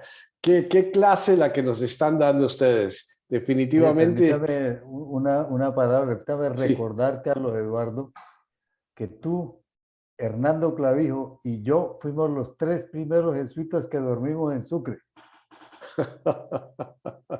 Qué maravilla. No sé si te acuerdas, por si acaso, por si las dudas, tengo una foto. Todavía no me acuerdo. Para mí la investigación económica, sociológica más importante que yo en el tiempo fue cuando ustedes, con Hernando Clavijo y con Lucero Zamudio, empezaron a caer en la cuenta de que la gente de los barrios no era el lumpenproletariado de que hablaban los del Movir y los socialistas y todo eso, sino que era precisamente una formación cultural, económica, que era la que permitía abaratar los costos de reproducción, y estando cerca ahí del centro de la ciudad, podía mantener una línea de un barrio agradable, con una acción comunal muy productiva, con los niños y las niñas yendo ya al bachillerato por primera vez. Entonces, y cómo eso nos cambió la misma idea que teníamos muchos en el cine, de que realmente había que trabajar era con los obreros de las fábricas, con los de Ecopetrol, con el famoso sindicato del abuso, y que realmente los barrios eran, pues no eran un factor que pudiera contribuir a la revolución. Todavía con Luis Alberto Restrepo tuvimos discusiones allá en CINEP y con nuestros grandes amigos socialistas, que los llamábamos del PST, y nosotros llamábamos partidos sin trabajadores, porque cuando salían al 1 de mayo no tenían sino unos pocos estudiantes de seguidores, pero no tenían ningún sindicato. Y Josefo Campo era el de los sindicatos, pues allá del Movir y tal cosa. Pero este cambio de ubicación de los campesinos, de los obreros que no eran obreros de fábrica sindicalizados, del trabajador informal que llaman hoy, que sigue siendo el 50% de la fuerza laboral del país. Eso es lo que faltaba, y lo que le falta todavía a muchos de los partidos llamados de izquierda, y que perdió el Partido Liberal y lo perdió el Partido Democrático en Estados Unidos, es precisamente que no son ni los grandes empresarios ni los obreros sindicalizados los que van a hacer el cambio. A ninguno le conviene. ¿Cómo entonces incorporar esos otros grupos populares que aparentemente no tienen fuerza, ni económica, ni militar, ni política, pero que sí están dispuestos a seguir trabajando? Eso es otra cosa nueva que todavía no lo estamos viendo, ni siquiera en la campaña actual. Qué bien, qué bien. Qué bien, Carlos.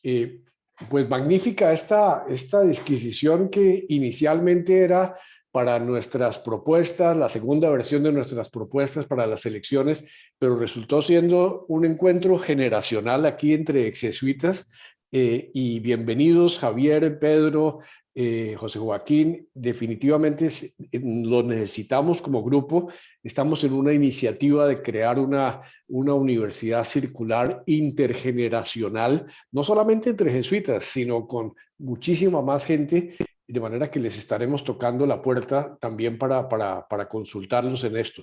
Yo quiero agradecerles. Exactamente. Chucho está metido. Él está metido en nuestro grupo, en el grupo de la Universidad Circular. Hay una cosa que me parece importante y es recordarles que el compromiso que hicimos es que después de las elecciones de consulta y de Cámara y de Senado de marzo, vamos a tener otra sesión cuando ya tengamos los candidatos definitivos para la presidencia y vamos a volver a hacer 1 o 2 sesiones para escucharnos. Además de escucharnos, esta es la gran proyección que tenemos con nuestro humilde grupo del blog, es de esto lo estamos publicando y estamos en esta semana publicando 3 y las otras 3 y queremos antes de las elecciones de marzo tener todas las intervenciones de esta vez y de hace 15 días publicadas en nuestro blog.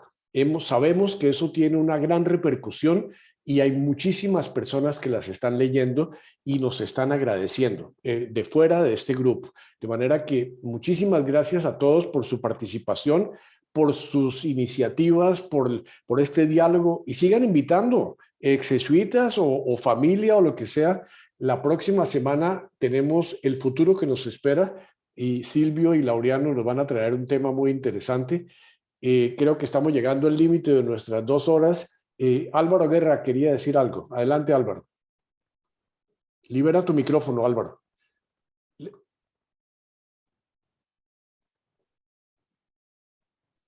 Una reflexión muy sencilla, no para que ahondemos en eso, porque se nos acabó el tiempo, pero no quería dejar pasar que, con una excepción muy bonita que fue la exposición del mundo, la ausencia total del elemento femenino en todo lo que hablamos.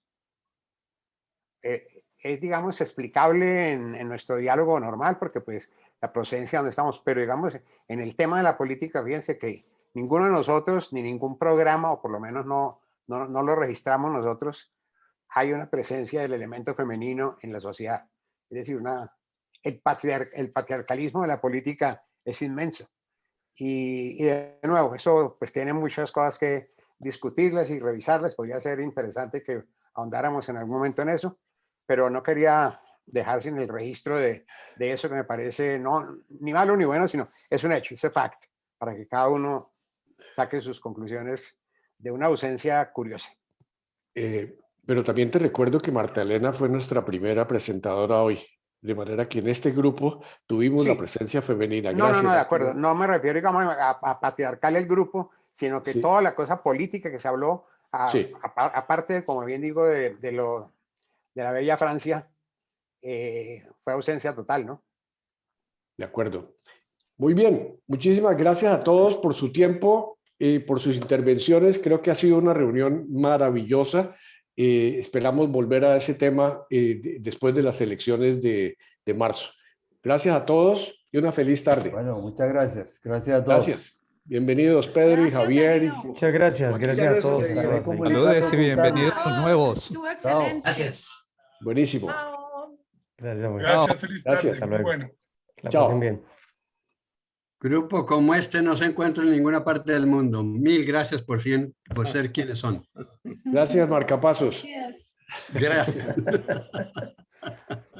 Búscate, Reinaldo, que es Ubuntu, con Bela Vial, Ubuntu, de los zulúes y los del sur del Sahara, y luego hablamos. No, ya me leí lo que mandaron por el chat. Extraordinario. Gracias por traerla a ella al nivel que lo trajiste, porque realmente hacía falta esa presencia femenina. Magnífico. Ahí parte de lo que decía Pedro y lo que comentaba también Jorge Luis, y bueno, de esa importancia de congregar lo nuestro, de integrarlos, de que no sea solamente el patriarcado el que regula. Está en la manera de pensar, en la filosofía de los Ubuntu, de los Ubules, que lo resumen como que una persona es una persona a causa de los demás. Es decir, yo soy porque nosotros somos. Y por eso ella habla tanto de la importancia de una visión integrada con la naturaleza entre nosotros como una gran familia, sin esas grandes divisiones estúpidas que, tal como lo decía Darío cuando hablábamos de la parte, de la parte jurídica, no de José Luis Puerta, de la parte jurídica heredada de españoles, Francia y todo lo que tiene que ver con personas que, como ella lo dice, no son esclavos, ¿sí? No fueron esclavos por naturaleza, nadie lo es. Fueron esclavizados, que es diferente. Y luego, tanto negros como indios en nuestro medio, pues los dejamos por fuera. Así es, Reinaldo. Bueno, Ubuntu, gracias a todos. Ubuntu todos nosotros. Gracias, Luis Alberto. Pronto. Felicidades. Luis Alberto, hasta luego. Chao.